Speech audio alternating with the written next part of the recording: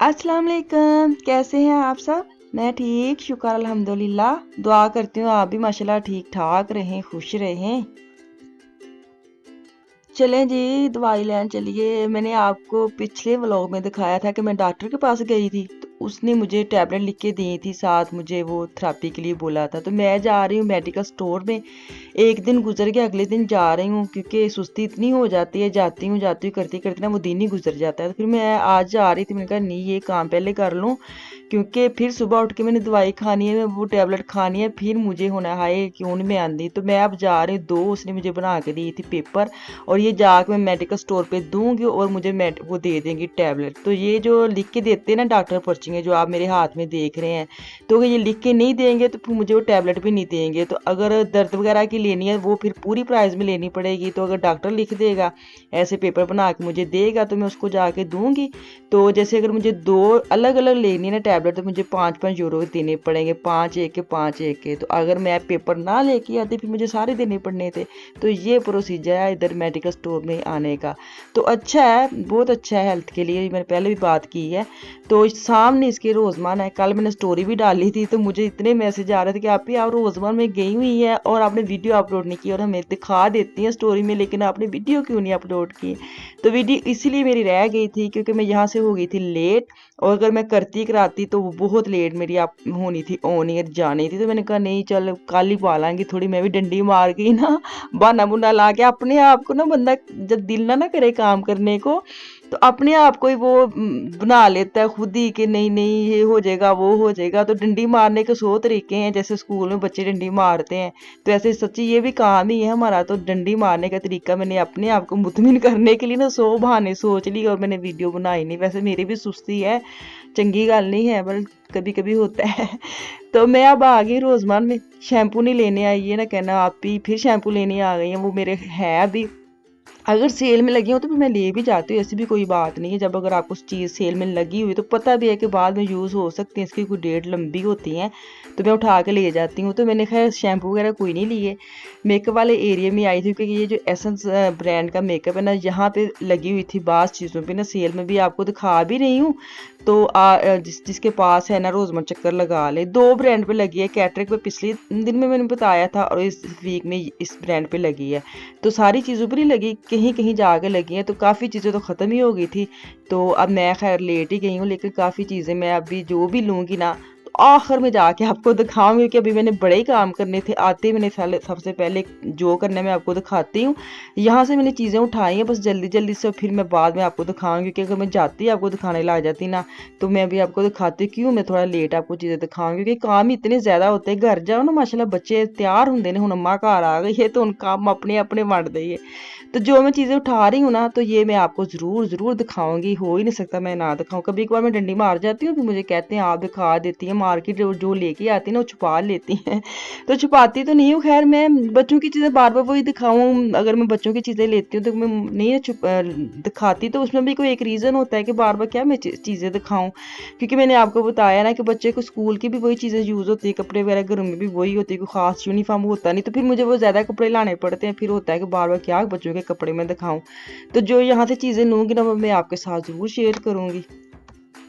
इसके बाद मैं घर जाऊँगी, मैं तो कुछ और ही सोच के गई थी, क्योंकि यहाँ से मैंने ना घर जाके आपको चीज़ें पहले दिखानी थी, फिर मैं कोई और काम करने था। लेकिन जैसे मैंने घर आई हूँ ना, तो बच्चों को लगी थी भूख। उनको ये था कि क्योंकि मैंने आलू की माज बनाए थे, इसकी रेसिपी मैंने आपको नहीं दी, पहले दी हुई है, तो मुझे ये क्या इसका मैं बार बार वही वही चीज़ है।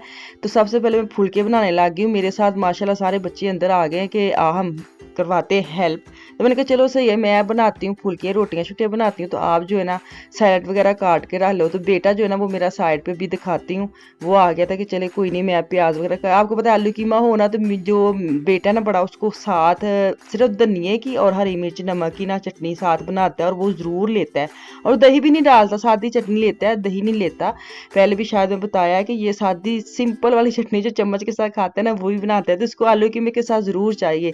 तो पड़ी हुई थी, तो मैंने कहा वो ले लो, वो करे नहीं नहीं ये तो थोड़ी है। तो फिर जब काउंटर बड़ा छोटा है और मुझे ये होता है कितना भी मैंने फुलके बनाने हैं और चटनी बनाने की भी इतनी चीज़ें वो मशीन वगैरह निकालो, तो कह रहा है कोई नहीं, थोड़ी सी साइड पे जगह दोनों, पहले मैं सैलेड बना लेता हूँ, आप टेंशन नहीं ली, मैं कर लेता हूँ। मैंने कहा चलो सही है। तो वो साथ सलाद बना रहा था और चटनी वगैरह भी उसी ने बनाई है, और मैंने अपनी दही की मिक्स कर ली है। तो मैं अब खाना खाऊंगी, खाना खाने के बाद फिर मैं जाऊंगी मार्केट, क्योंकि ये 3 4 5 बजे का टाइम था। सॉरी, मैं चीज़ें ਜ਼ਰੂਰ ਦਿਖਾਉਂ, मैं वादा ਕੀਤਾ है ना, मुकरदी नहीं है। टेंशन ना लो कि बाजी तुसी चीज़ें ही नहीं मंगाइयां, तुसी फिर दुकान ते टुर गए हो।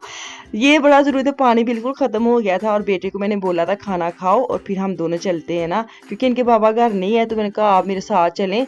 आपको पता है इसको मैंने आदत डाल ली अपनी, इसको भी मैं एक दफ़ा ही बोलूँ ना सच्ची में चले टुर पैंदा कि कोई बात नहीं, चलते हैं ना मम्मा, मैंने भी घर में बैठ के क्या करना है। तो मैं अपना बोतलां शोतलां जिहड़ियां मैनूं सब तो जहर लगदियां ना, मैं लेके बैठी थी। तो ये गाड़ी लेके आया और इसने अब अंदर रखी है। तो मैं भी आपको बताती हूँ मैं कहाँ जा रही हूँ।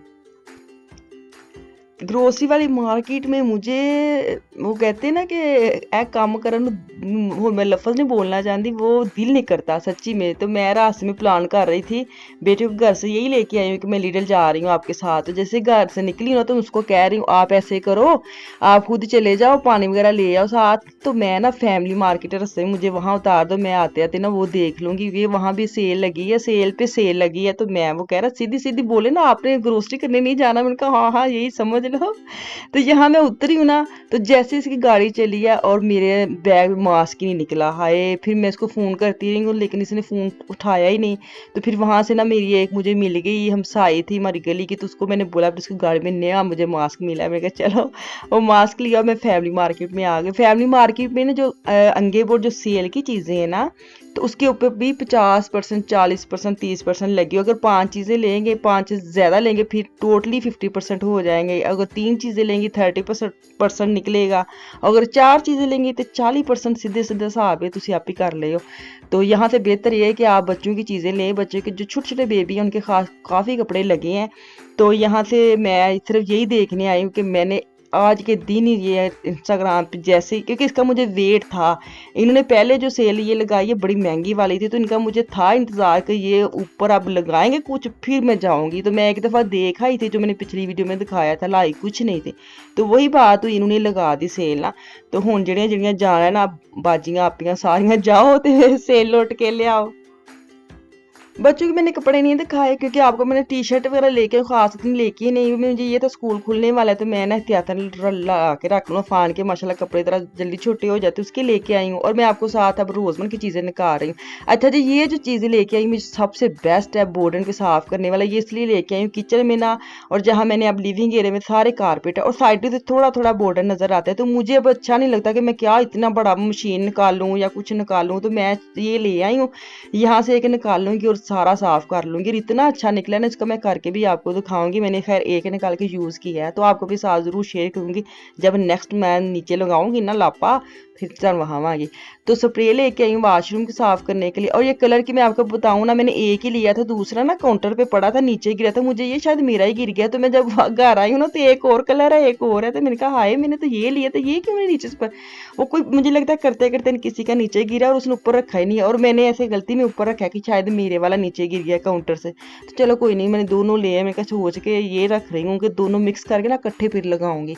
तो जो मैं आपको लेके आई ना, मैं आपको साथ साथ दिखा रही हूँ। बाकी स्पूल मशीन जो बर्तन धोने वाली ना, उसकी मेरे नमक, उसकी स्पूलिंग, उसकी टैबलेट सब ख़त्म थी। और ये एसेंस वालों ने ना काफ़ी सेल में लगाई है, अगर बच्चियाँ आजकल यूज़ करती हैं तो ये ज़रूर लेके आएँ। मैं भी अपनी बेटी के लिए लेके आई हूँ। बाकी ये लापे शापे जो हैं किचन के, ये हस्बे मामूल, ये मुझे रोज़मर्रा के और रेवे के सिर्फ अच्छे लगते हैं। लिडल के बहुत मोटे होते हैं और टूट भी जाते हैं, वो सही साफ़ भी नहीं करते। बाकी ये बुरश वगैरह पे भी सेल लगे, मैंने आपको दिखाए भी है वीडियो में। तो ਇਹਦੇ ਨਾਲ ਹੁਣ ਤੁਸੀਂ ना ਮੈਨੂੰ वाकई दे दो इजाज़त।